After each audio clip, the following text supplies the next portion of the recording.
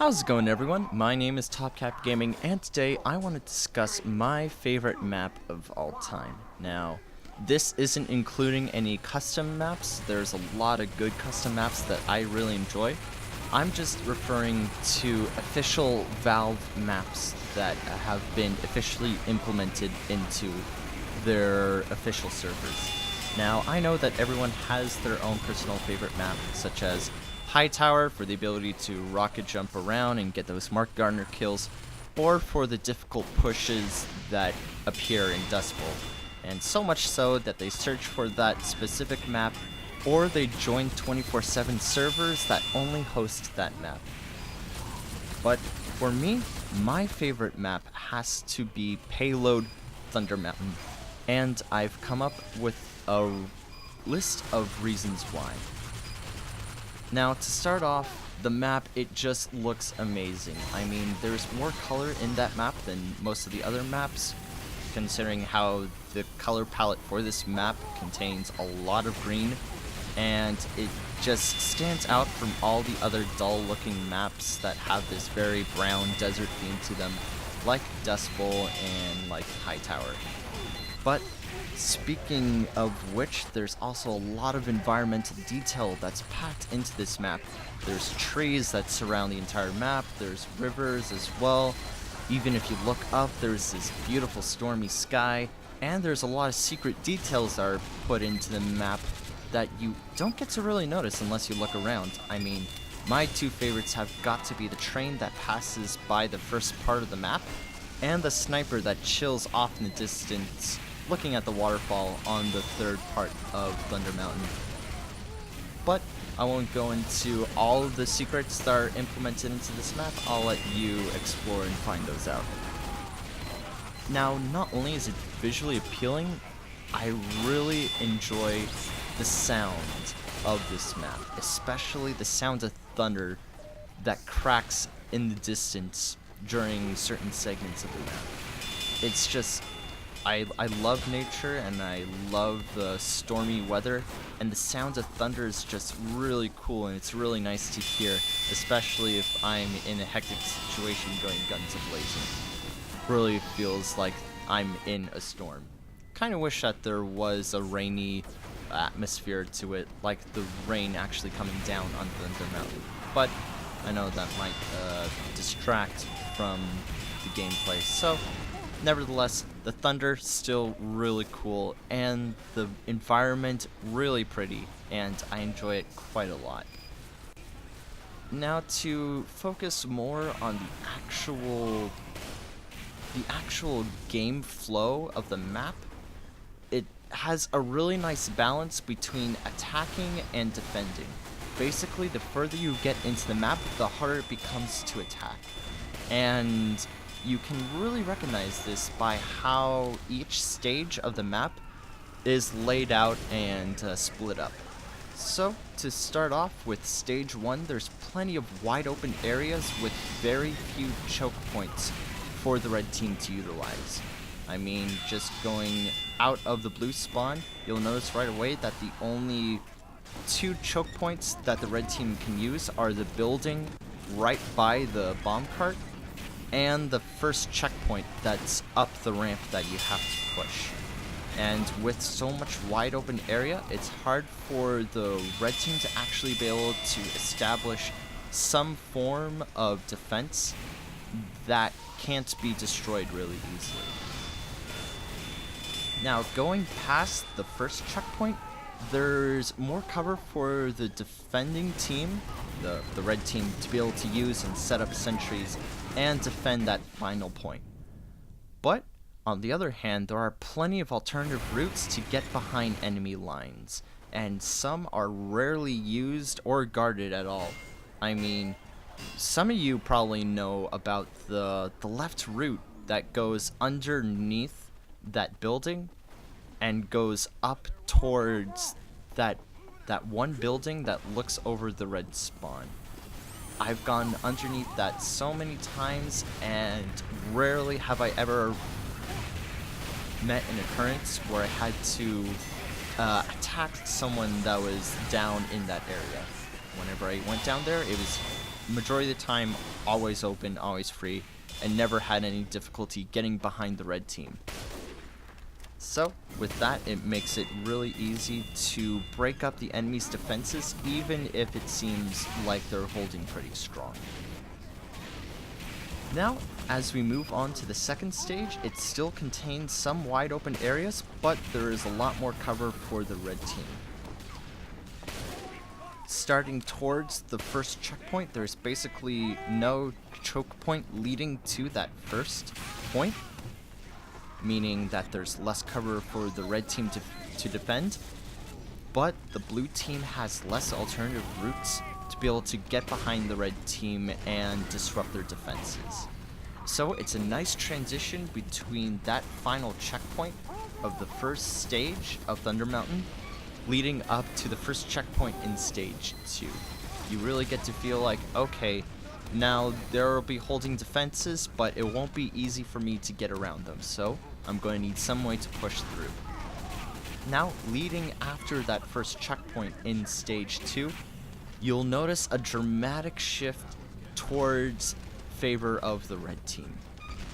Once you get that first point, there's a lot of tight corridors for the blue team to have to funnel through, and the flank routes are still plentiful, but red has a much easier time defending against these points and securing them too. I mean, for that left section, guarding the final point on the second stage of Thunder Mountain, it's pretty easy to go through, but a lot of times you'll be picked off by snipers or any other red team that's happened to be going through that area.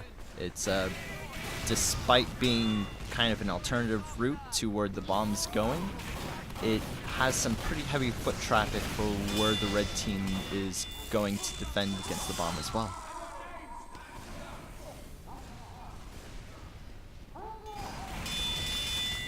Now going on to stage 3, and this is probably gotta be my favorite part of Thunder Mountain, is the spiraling tower that the blue team has to climb up.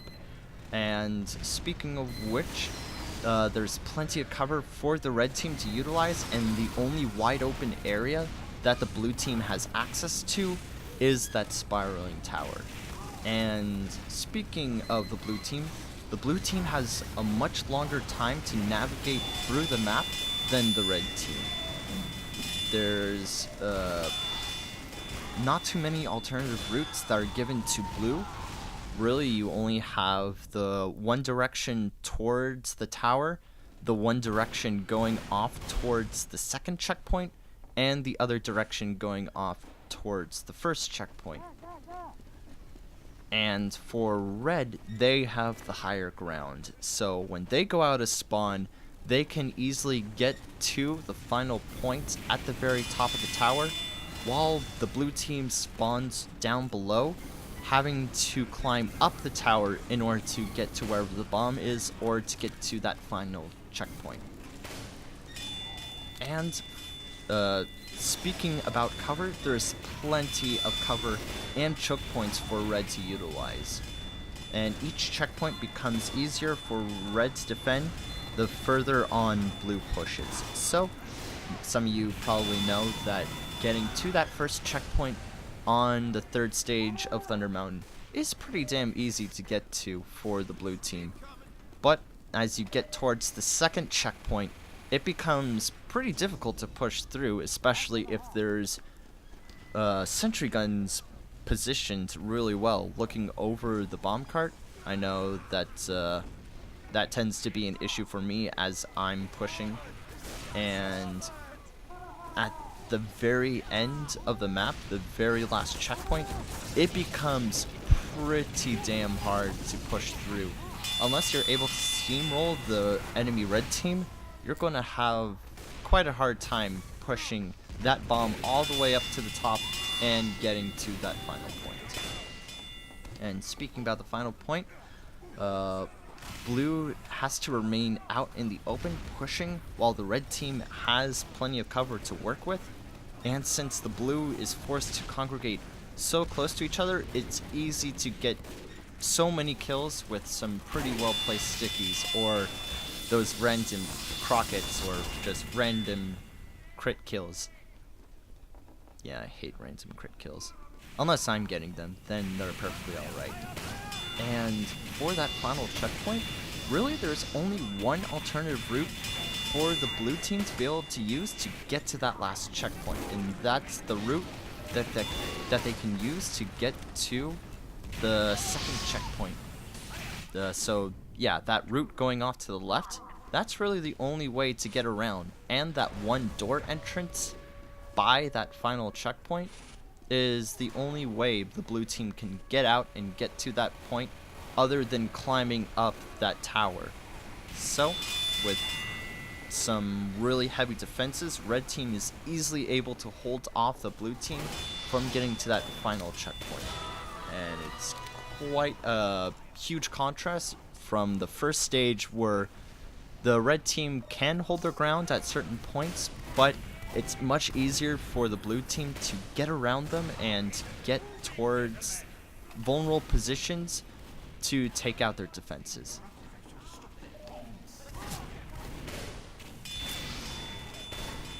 Now going on to another reason why I love Thunder Mountain is there's all these various elements implemented into the different stages. Stage 1 has multiple levels, plenty of alternative routes to utilize, plenty of wide open spaces in close quarter combat, and cliffs for my favorite class to be able to air blast people off of.